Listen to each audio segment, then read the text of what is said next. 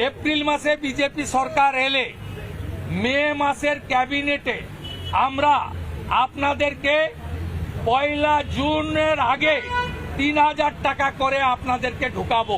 এটা মিনিমাম আমরা বললাম 3000 টাকা করে দেব। এটা আমাদের সংকল্পপত্র কমিটি সামগ্রিক বিষয় থেকে বাড়াতে পারে, কমবে না।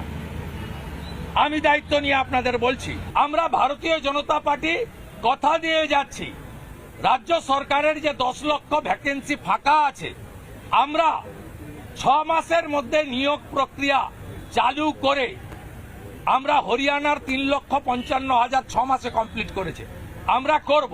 পূর্ণাঙ্গ প্রতিশ্রুতি এবং অঙ্গীকার 21টা বিজেপি রাজ্যের মতো আগামী দিনে সংকল্পপত্রে আমরা এই বিষয়গুলো সুনির্দিষ্টভাবে লিখিতভাবে জাতীয় নেতাদের উপস্থিতিতে আমরা বলবো, আপনাদের এই প্রতিশ্রুতি দিতে পারি।